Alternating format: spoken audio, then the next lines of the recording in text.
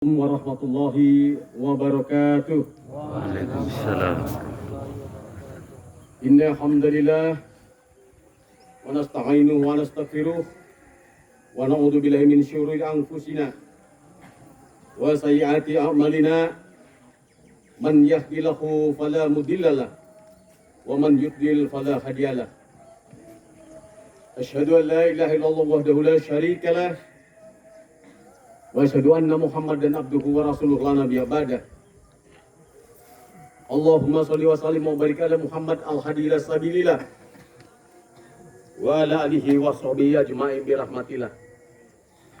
Amma ba'd, fa inna asdaqal hadis kitabullahi wa khairal hadi hadiyu Muhammadin wa syarrul umuri muhtadasatuha wa kullu muhdasatin bid'atun wa kullu bid'atin dolalah wa kullu dolalatun finar.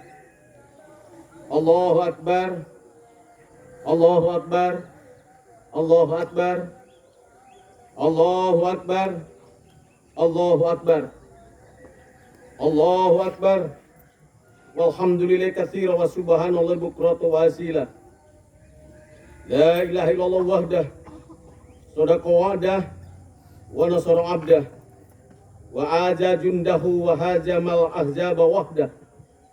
La ilaha illallah wa la na'budu illa iyyah mukhlisina lahudin walau karihal kafirun. La ilaha illallah, Allahu akbar, Allahu akbar walillahil hamd. Masyiral kaum muslimin jamaah salat Idul Fitri, akhi dan ukhti yang dimuliakan Allah Subhanahu wa taala. Kita bersyukur kepada Allah Subhanahu wa taala. Hari ini kita dapat menunaikan salat Idul Fitri berjamaah di halaman rumah Allah, Masjid Al-Ibrah Penajam Pasir Utara ini. Kita bersyukur secara khusus karena kita masih dianugerahi Allah Subhanahu wa taala jiwa yang sehat, tubuh yang sehat pula. Di tengah-tengah situasi pandemi COVID-19 yang oleh pemerintah masih juga belum diumumkan bahwa pandemi ini telah berakhir.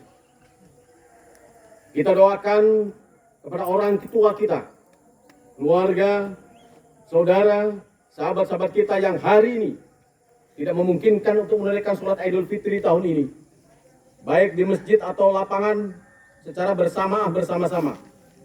Mungkin karena mereka sedang sakit atau karena keadaan dan situasi tertentu. Semoga Allah Subhanahu wa taala tetap menerima dan melimpahkan pahala yang luas atas aktivitas ibadahnya selama menjalankan ibadah puasa 1 bulan yang berlalu. Salawat dan salam semoga tercurah kepada baginda Rasul Muhammad SAW, keluarga, sahabat dan para pengikut beliau yang setia sampai nanti di yaumil kiamah. Kaum muslimin rahimakumullah. Bagi kita kaum muslimin, melaksanakan ibadah sholat Idul Fitri adalah peristiwa yang sangat monumental sebagai penguat peneguhan pernyataan keimanan kita kepada Allah Subhanahu wa taala dengan ditandai berkumandangnya gema takbir, tahmid dan tahlil yang berkepanjangan hampir di seluruh belahan dunia ini. Penampilan keimanan dalam bentuk keberanian dalam menegaskan konsistensi untuk menegakkan ketinggian akan kalimatullah di muka bumi ini. Keimanan yang menumbuh kembangkan kemampuan dari segi pribadi, dari setiap pribadi yang telah diproklamirkan dirinya dengan pernyataan asyhadu an la ilaha illallah wa asyhadu anna Muhammadar Rasulullah. Dan dengan pernyataan tersebut seorang muslim akan terkumpul dan tumbuh nilai-nilai kepribadian yang menampilkan gambaran yang kuat, namun tetap objektif dan rasional. Pribadi muslim yang terkumpul kemampuannya dan cukup dalam menghadapi masa depan kehidupan secara visioner dan ideal lantaran ideologi keimanannya, tetapi praktis dan efektif dalam menghadapi kenyataan kehidupan karena akalnya yang cerdas, hati dan perilakunya yang amanah. Sebagai seorang muslim proklamatif dengan syahadat, keimanannya tidak boleh berhenti dalam bungkusan keagamaan yang serba spekulatif dan mengambang sebagaimana sering kita dengar di waktu-waktu terakhir ini. Keimanan seorang muslim adalah keimanan yang terus menerus. Keimanan yang berkesinambungan, yang dibuktikan dalam amal yang didukung dengan ilmu pengetahuan. Sebagaimana secara tegas dinyatakan dalam firman Allah Subhanahu wa taala, yarfa'illahu ladina amanu minkum waladina utul ilma darajah wallahu bima ta'maluna khabir. Allah akan mengangkat martabat orang yang beriman dan berilmu. Pengetahuan beberapa tingkatan. Allah mengetahui apapun yang kalian atau kita semua lakukan. Jamaah yang berbahagia, kekuatan iman akan menghasilkan keteguhan pendirian untuk bertindak sesuai dengan norma yang diimaninya. Namun bertindak normatif tidak akan berhasil manakala tidak disertai dengan pengetahuan mengenai realitas tempat dan waktu di lapangan di mana bertindak. Dan realitas objektif hanya dapat diketahui melalui ilmu. Karena itulah antara iman dan ilmu tidak boleh dipisahkan apabila umat Islam ingin tindakannya berhasil dan untuk kemudian meraih keberhasilan atau kesuksesan. Berdasarkan ilmu, orang akan melahirkan program-program kerja yang produktif dengan indikator prosesnya yang efisien dan efektif.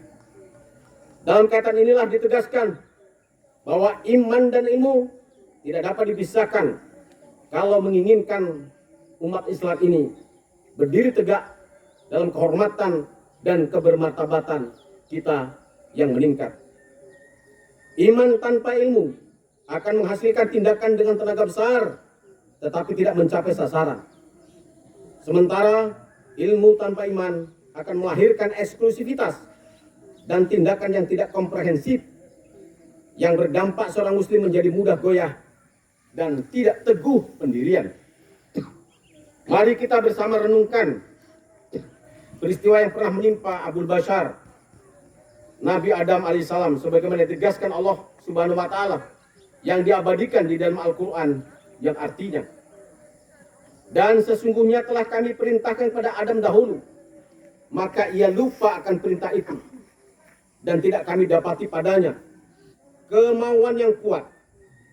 Dan ingatlah ketika kami berkata kepada malaikat, sujudlah kalian kepada Adam, maka mereka sujud kecuali iblis.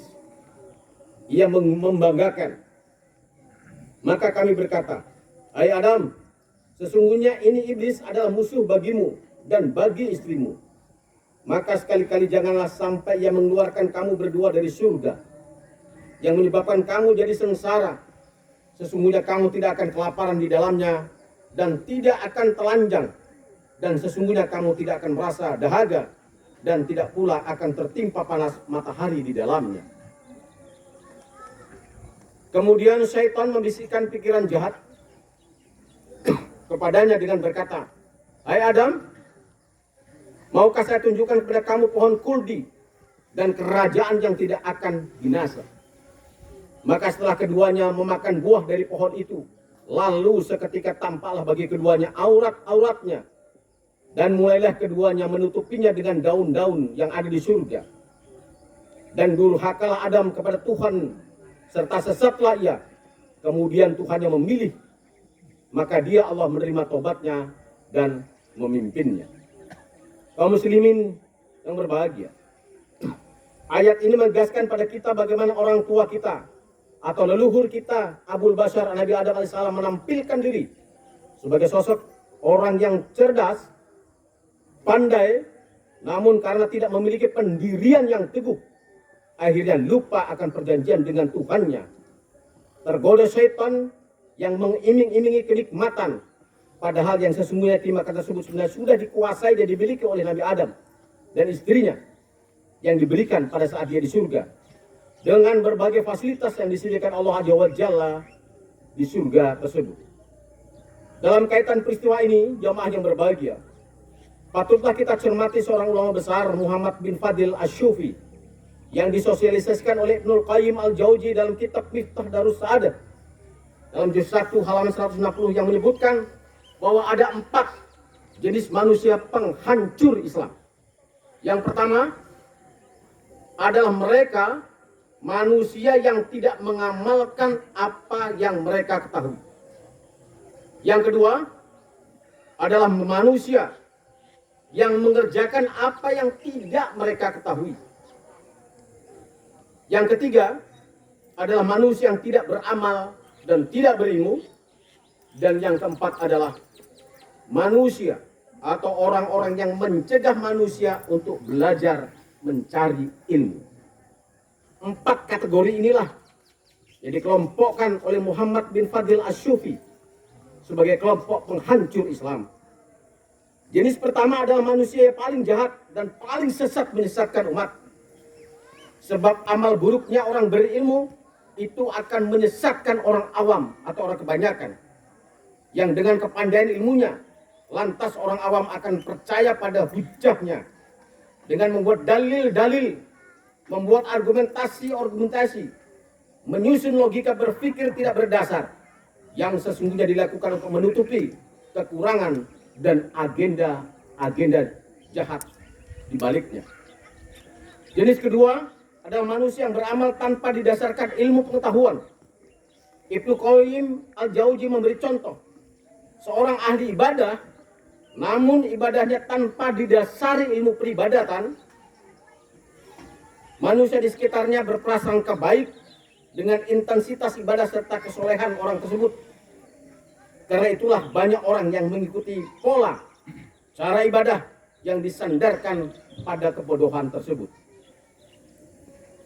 Kepada kedua jenis manusia ini, menurut ilmu Ibnul Qayyim Al-Jauzi, diingatkan oleh para ulama salaf untuk selalu harus kita waspadai fitnahnya, yakni fitnah orang-orang yang berilmu namun durhaka, dan fitnah para ahli ibadah namun jahil. Dan fitnah mereka merupakan fitnah dari segala macam fitnah. Fitnah besar itu terjadi dan berlangsung disebabkan manusia-manusia percaya akan keilmuannya dan ketekunan ibadah, padahal mereka adalah ilmuwan durhaka dan ahli ibadah yang jahil. Akibat dan hasil dari perbuatan orang berilmu tapi durhaka dan ahli ibadah tetapi jahil adalah meratanya musibah serta bersimaharajalelanya fitnah. Na'udzubillahi summa na'udzubillah. Kemudian golongan jenis ketiga adalah kelompok manusia yang tidak berilmu dan tidak beramal. Mereka hidup seperti binatang ternak, digiring ke sana kemari oleh orang yang punya kekuatan. Apakah itu kekuatan kekuasaan maupun kekuatan finansial. Masih mendingan kalau yang menggiring adalah orang baik, penguasa baik, orang kaya baik, maka tidak akan membahayakan pihak lain. Tapi sebaliknya, bila si penggiring adalah manusia durhaka, penguasa jolim, orang kaya yang tamak, ditambah lagi hidupnya penuh maksiat, hidup dengan mempertuhankan hawa nafsu, maka bukan saja tertimpa musibah bagi dirinya, tetapi juga pihak lain, yakni umat atau masyarakat, bahkan kerusakan terhadap bangsa serta negaranya. Yang terakhir adalah golongan keempat, adalah manusia yang menurut Ibnu Qayyim Al-Jauzi adalah manusia bentuk iblis di muka bumi. Mereka adalah orang-orang atau sekelompok orang yang menghalangi orang lain untuk mengaji, menghalangi orang lain untuk mencari ilmu, terlebih-lebih ilmu agama, sebagai pembuka pintu pada kehidupan yang benar dan adil. Kaum muslimin rahimahullah, dahulu ada rampok, ada begal. Mereka lahir kesadaran, kemudian pergi ke sumber-sumber keilmuan. Sekarang menyeruak banyak jenis-jenis sekolah yang mahal sehingga sulit terjangkau oleh para pencari ilmu. Kemudian dalam proses pembelajarannya mereka juga tidak dapat melangsungkan proses pembelajaran dengan baik karena sarana dan prasarana, fasilitas dalam kaitan penyelenggaraan pendidikan juga tidak memadai. Pendidikan tidak berlangsung sebagaimana seharusnya, sehingga melahirkan kualitas-kualitas penyelenggaraan pendidikan yang tidak bisa mengangkat harkat dan martabat umat. Ini dikelompokkan, dikategorikan sebagai pihak yang menghalang-halangi secara tidak langsung, disadari atau tidak disadari, adalah kelompok yang menghambat orang mencari ilmu. Apa makna semua ini hadirin yang berbahagia? Bilalah bapak dari semua umat manusia, yakni Nabi Adam alaihissalam saja yang cerdas dan pandai, sehingga dapat bersaing dengan malaikat Allah dalam hal ilmu, sampai malaikat pun disuruh sujud pada Adam, dan seluruh malaikat sujud. Dinyatakan Allah sebagai walam tajidahu ajman.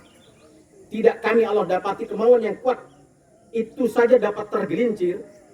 Maka Ibnul Qayyim Al-Jauzi menegaskan bahwa manusia terjahat adalah manusia yang beramal tidak didasarkan pada ilmu pengetahuan yang sudah mereka kuasai, serta orang yang beramal tanpa ilmu sama sekali. Terhadap keadaan yang seperti ini, maka yang harus dilakukan jamaah yang berbahagia, pertama-tama, hati-hati dan waspada akan pandangan. Hati-hati akan tindakan, perbuatan, tingkah laku orang yang berilmu. Harus diperhatikan dan dicermati betul sejauh mana konsistensi keilmuan mereka. Apakah mereka memiliki pendirian yang kuat atau tidak. Dan akhir-akhir ini jamaah yang berbahagia, banyak orang-orang secara formal, basic, pendidikannya bagus, asumsi masyarakat, keilmuannya juga bagus, tapi dalam praktek kesehariannya itu jauh panggang dari api.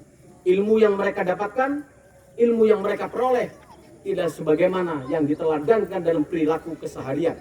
Ucapan-ucapan dan tindakannya jauh dari ilmu-ilmu yang selama ini diajarkan oleh yang bersangkutan. Dan yang berikutnya,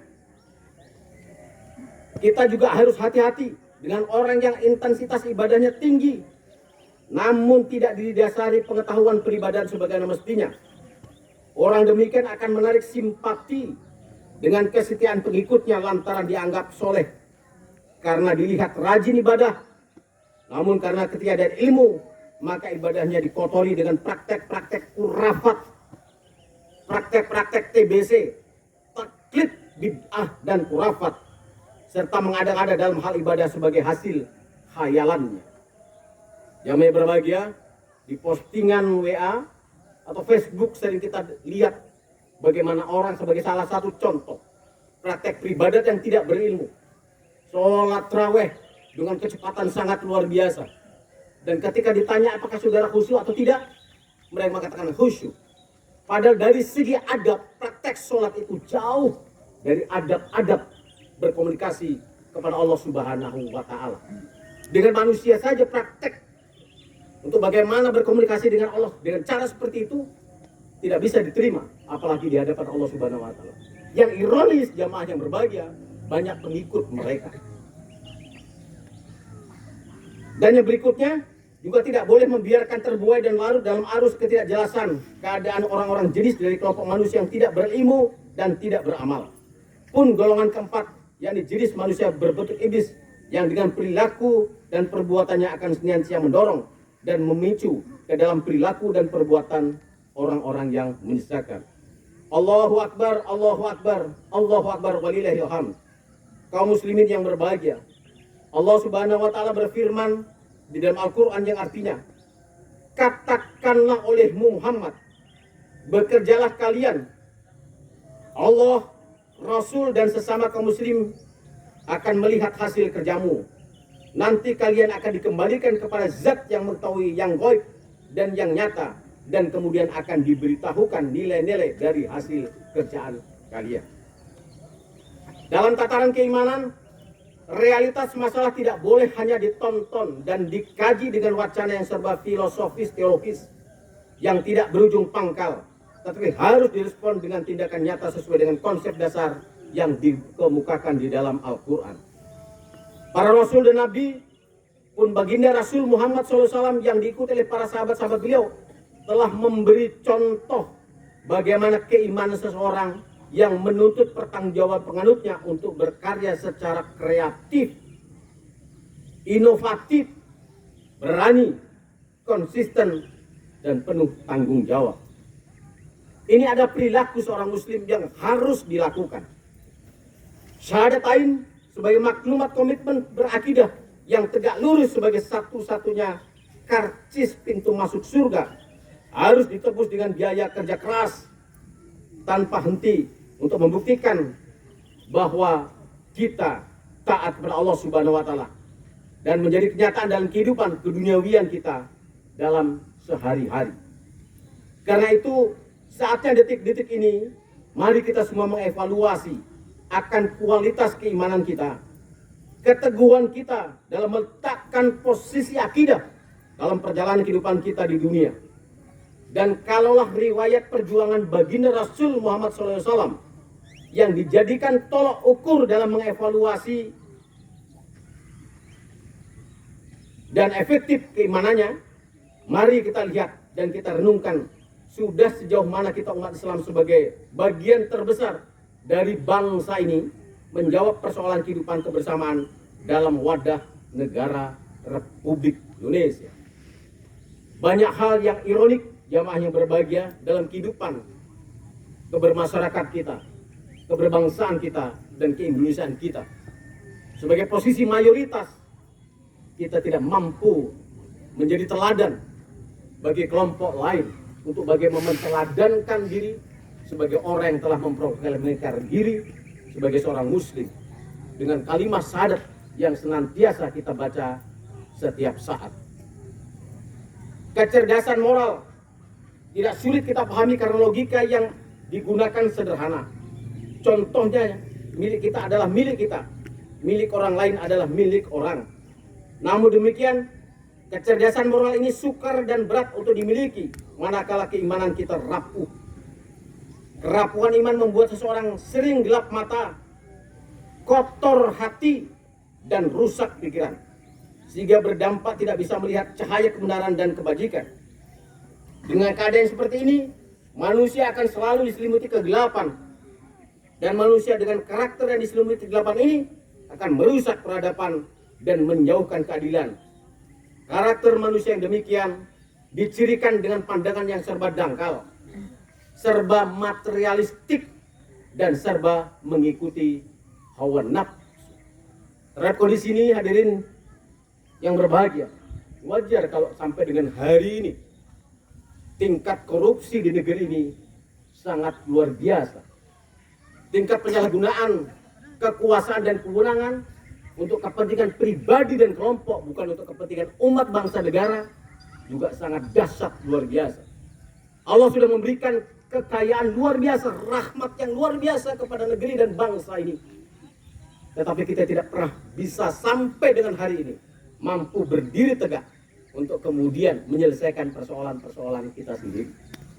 Tingkat ketergantungan kita kepada bangsa-bangsa yang lain sangat besar. Yang ironis, tingkat ketergantungan kita kepada bangsa yang notabene tidak diberikan anugerah alam semesta yang sangat luar biasa seperti Indonesia. Kita tergantung pangan kita dengan Thailand. Kita tergantung dengan Vietnam.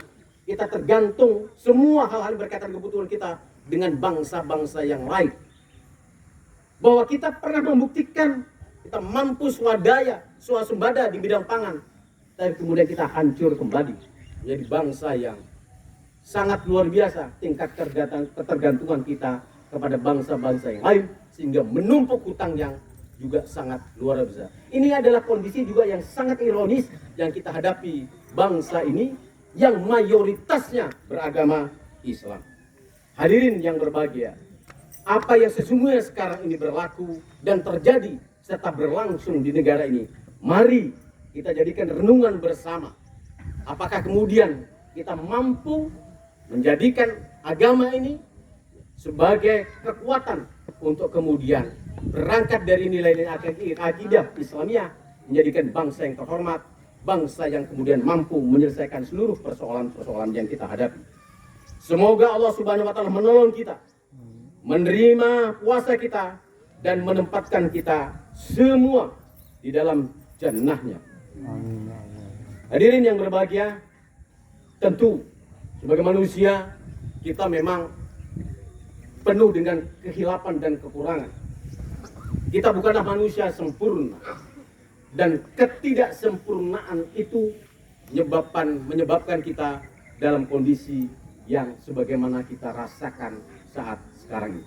Oleh karena hadirin yang berbahagia, menutup khutbah ini, marilah kita bersama-sama berdoa kepada Allah Subhanahu wa taala agar Allah Subhanahu wa taala senantiasa menghadirkan kekuatan kepada kita, memberikan kekuatan kepada kita, melindungi kita agar kita terlepas dari keadaan yang pada akhirnya akan menghantarkan kita kepada kebinasaan.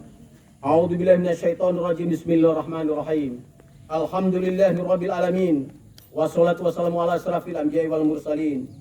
Muhammadin wa ala alihi washabihi ajma'in.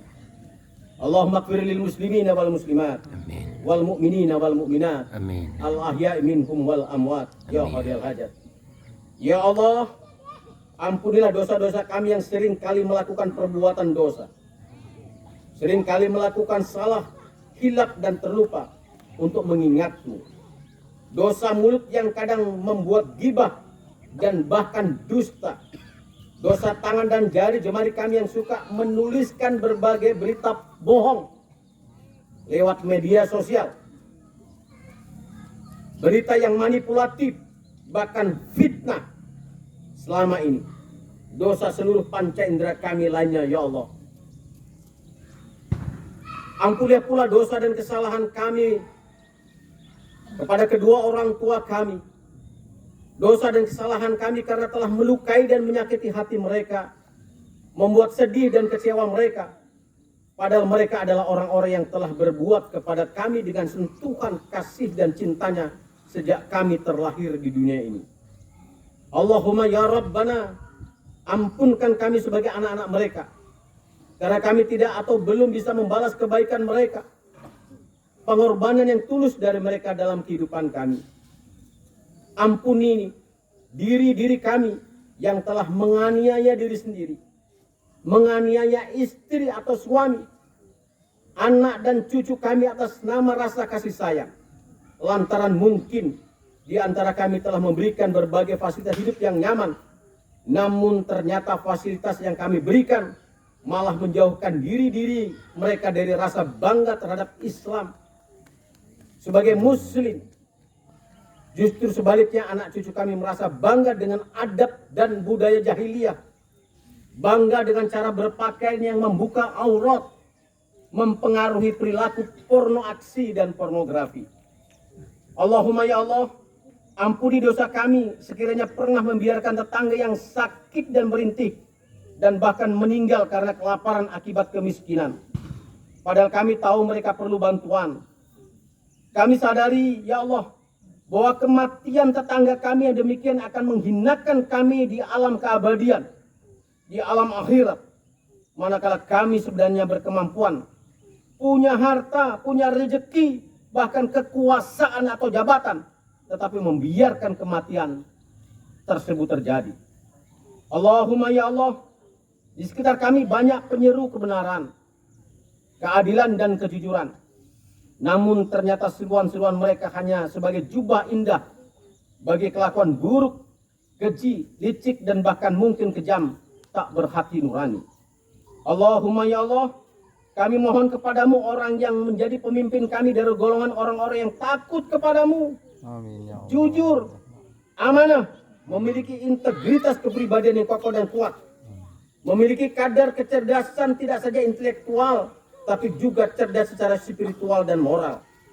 Berpandangan visioner, dan janganlah kau beri kami atau kau jadikan pemimpin kami dari golongan orang-orang yang hanya mementingkan pribadinya, kelompoknya saja, mementingkan isi perut diri sendiri dan keluarganya. Jangan pula engkau jadikan pemimpin yang memimpin kami dari golongan orang-orang yang merugikan umat, golongan para koruptor, para bandit-bandit berdasi. Allahumma ya Rabb, jadikanlah kami orang-orang yang dapat melaksanakan syukur dengan kemampuan untuk menghadirkan orang-orang baik guna mengurus dan mengelola negeri ini dengan baik pula.